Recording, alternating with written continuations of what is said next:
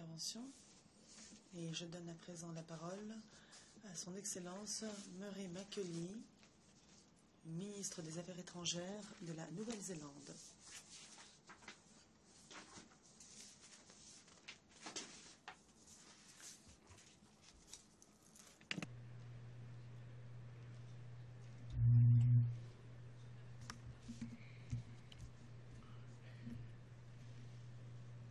Mr. President, ladies.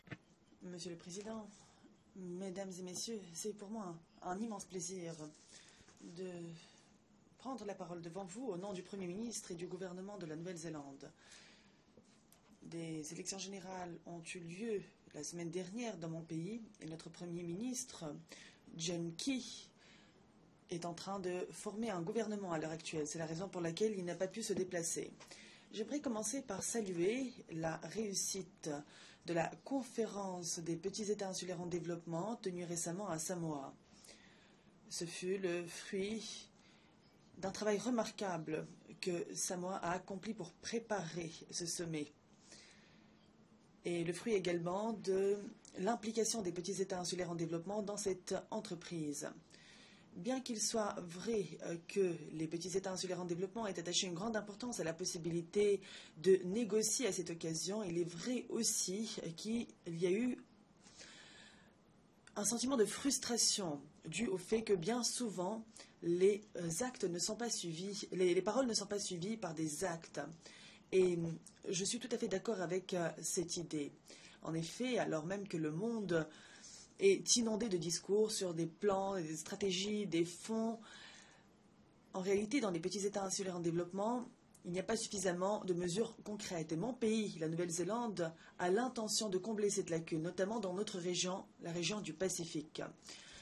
La semaine dernière, lors de la conférence, les énergies renouvelables ont figuré en tant que priorité, comme c'était le cas d'ailleurs au cours du sommet du secrétaire général la semaine dernière. Les pays du Pacifique dépensent 10% de leur PIB et près de 30% de leur importation totale sur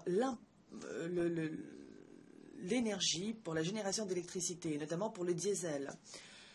Le développement économique durable ne saurait être atteint par notre région si nous ne développons pas les énergies renouvelables.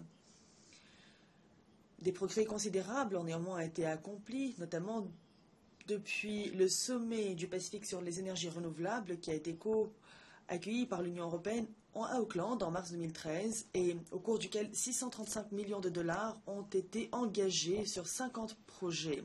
Les îles Tokelau sont passées d'une dépendance totale des hydrocarbures à 93% d'utilisation de renouvelables. Au cours de la conférence des pays en développement, des petits États insulaires en développement, nous avons également ouvert une installation solaire de 2,2 MW à Samoa. Une année plus tôt, une usine a ouvert à Tonga avec une capacité de 1,2 MW. Et le mois dernier, une autre usine ouvrira ses portes à Rarotonga pour 1 MW aussi. Au cours des 12 prochains mois, toutes les îles périphériques de Tuvalu et toutes, à l'exception d'une des îles périphériques des Cook, utiliseront à 100% les énergies renouvelables. Nous sommes donc en train de faire d'importants progrès pour convertir notre région à l'énergie renouvelable, ce qui aura bien entendu des retombées environnementales considérables et améliorera les perspectives de développement économique durable dans notre région. Mon pays s'est engagé à hauteur de 100 millions de dollars en faveur de ce processus. Nous n'attendons pas que soit conclu un nouvel accord multilatéral ou un fonds vert. Ce que nous faisons, c'est simplement avancer avec des partenariats solides pour concrétiser nos promesses. Il y a un autre sujet très important qui a figuré en tant que priorité lors de la conférence à Samoa. Ce sont les pêches. Pour notre région, c'est un domaine particulièrement important. C'est en effet l'actif économique le plus important dans la région du Pacifique. L'an dernier, plus de 3,3 milliards de dollars de thon a été pêché dans les eaux du Pacifique, mais 14% seulement de cette valeur, près de 460 millions de dollars, a pu bénéficier aux pays du Pacifique. La Nouvelle-Zélande s'est engagée à hauteur de 70 millions de dollars pour les 5 prochaines années afin de promouvoir une approche globale qui comporte des mesures de surveillance renforcées, la formation aux pratiques commerciales de la pêche, des initiatives de recherche et scientifiques et l'amélioration des pratiques de gestion de la pêche. Notre objectif étant de faire en sorte que les pêcheurs du Pacifique reçoivent une part plus importante de la valeur que recèle cette ressource et veiller à ce que les pêches soient gérées de façon durable et viable. La conférence à Samoa a également délivré un message clair quant au partage des expériences et des compétences entre les pays de la région, ce qui commence à se concrétiser, notamment dans le domaine des pêches. La gestion des pêches est en effet un domaine où la coopération est très importante. Elle devrait s'accroître. Nous avons d'ailleurs lancé un processus de coopération interrégionale dans le domaine de l'énergie renouvelable en appuyant le développement de l'énergie géothermique dans les Caraïbes et l'Afrique. Bien que les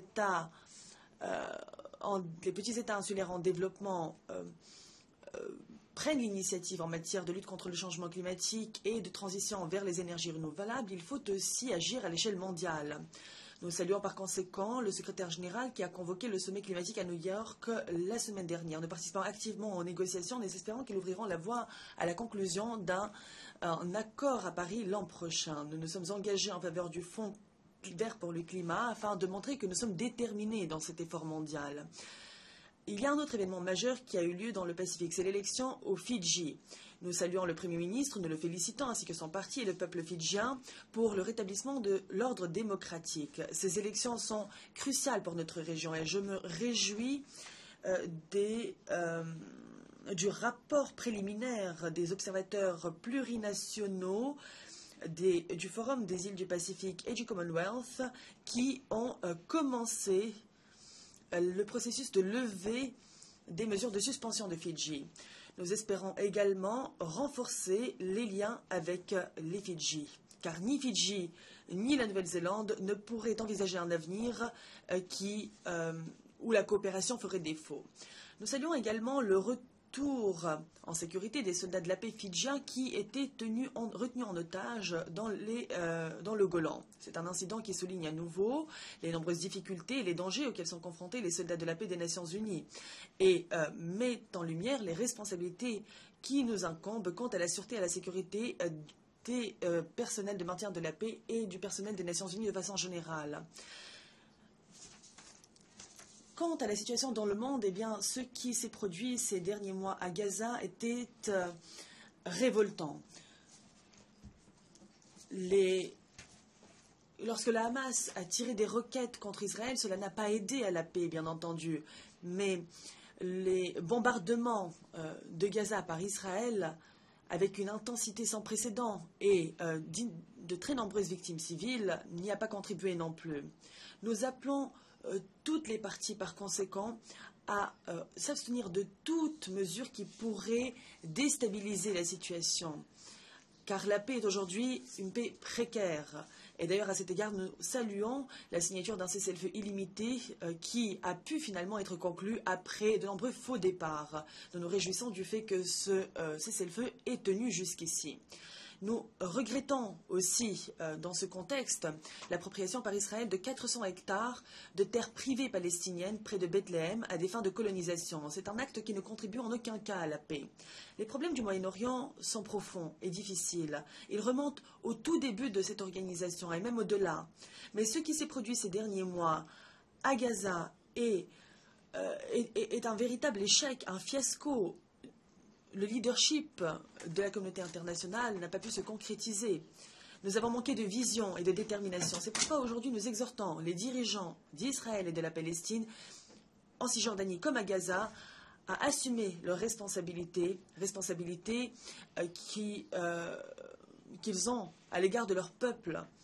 En Syrie, en Irak aussi, nous voyons se matérialiser les répercussions terrifiantes de l'échec de leadership, notamment au Conseil de sécurité.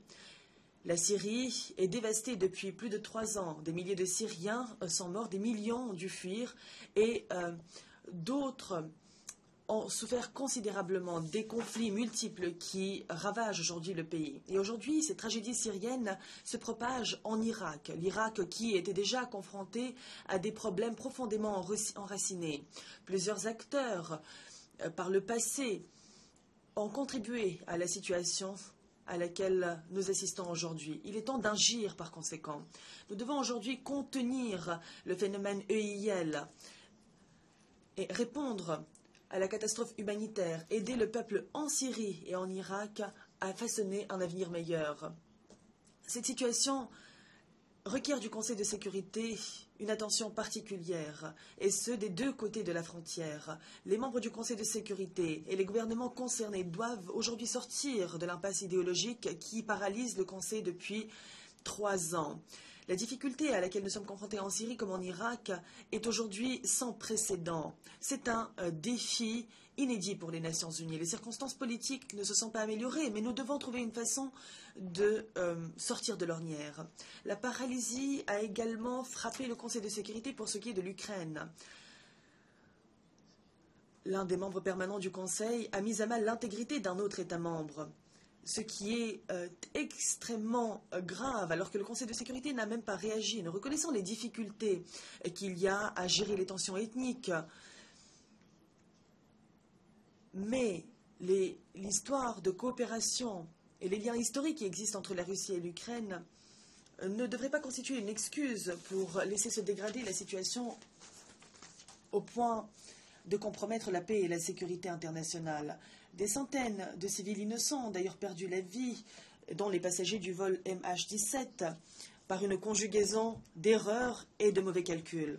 Nous nous félicitons du cessez-le-feu qui a été conclu plus tôt ce mois-ci et qui tient pour l'instant essentiellement, mais nous appelons toutes les parties à réfléchir à ce qui est en jeu et à commencer à reconstruire, à rétablir la confiance afin de trouver une solution pérenne. Les événements du Moyen-Orient et en Ukraine ont dominé l'attention dans le monde. Les projecteurs étaient braqués sur ces deux régions-là. Mais il y a aussi d'autres situations dramatiques, en Libye, au Mali, en Centrafrique, au Soudan du Sud, en Somalie et en RDC notamment. Ces crises qui impliquent directement les Nations Unies continue de constituer un défi pour l'organisation et pour l'Union africaine. Mais nous devons aujourd'hui répondre à l'ampleur de ces souffrances et apporter l'assistance dont ont besoin les populations, maintenir la paix, maintenir les populations civiles en sécurité et acheminer l'aide humanitaire dont ils ont besoin. Ces questions nécessiteront encore à l'avenir une attention constante de la part du Conseil de sécurité et des efforts coordonnés de la part de toutes les familles, la famille des Nations Unies. Malgré les échecs et les inégalités structurelles, le Conseil demeure un organe vital et joue donc un rôle déterminant dans le maintien de la paix et de la sécurité internationale. Mais il y a une leçon à tirer de toutes les crises récentes. L'ONU doit améliorer ses résultats en matière de prévention des conflits. Lorsque les combats font rage, la possibilité de conclure la paix devient plus difficile. La prévention est donc cruciale, non seulement pour les nouveaux conflits, mais également dans les cas où les conflits sont gelés ou là où la consolidation de la paix n'a pas véritablement porté ses fruits. Nous sommes également vivement inquiets de l'ampleur sans précédent de l'épidémie à virus Ebola en Afrique de l'Ouest. Nous reconnaissons l'importance de ce défi pour les économies et pour la cohésion sécuritaire et politique de la région. Nous avons contribué et continuerons à contribuer néanmoins au travail humanitaire en cours et à la formation d'un nouveau une fois que le nouveau gouvernement sera constitué, nous allons envisager de nouvelles mesures pour appuyer les efforts internationaux. Dans 18 jours, les États membres des Nations Unies décideront la composition du Conseil de sécurité pour le prochain mandat de 2 ans. La Nouvelle-Zélande est candidate à cette position depuis 2004. Cela fait 20 ans que nous n'avons pas siégé au Conseil. Et aujourd'hui, la campagne est longue. Nous avons d'autres rivaux, l'Espagne et la Turquie notamment, des candidats qui ont leur chance aussi. La campagne est l'occasion pour nous d'associer les autres nations dans le monde à ce dialogue important. Pour nous, les relations que nous avons forgées sont extrêmement importantes et renforcent les relations existantes. Et quel que soit le résultat de cette campagne, nous sommes déterminés à maintenir ces relations. Nous avons montré par le passé qu'en tant que membres du Conseil, nous pouvons agir de façon ferme, efficace et indépendante. Nous défendons le droit des plus petits et défendons le droit des plus petits à se faire entendre. Mon Premier ministre a dit à cette tribune ici qu'il ne s'agit pas de siéger au Conseil pour être simplement un membre pour le chiffre. Parfois, il faut se lever et parler et dire ce qui se passe ou ce qui ne se passe pas, même lorsque cela est embarrassant ou inconfortable. Surtout, je puis vous assurer que si nous sommes élus au Conseil, mon pays sera un membre fiable et aura une influence crédible et positive au Conseil de sécurité. Malgré les nombreuses difficultés, j'espère que la composition des Nations Unies, les États membres des Nations Unies, nous donneront l'occasion de prouver que nous pouvons être un partenaire fiable au Conseil de sécurité des Nations Unies à partir de l'année prochaine. Je vous remercie.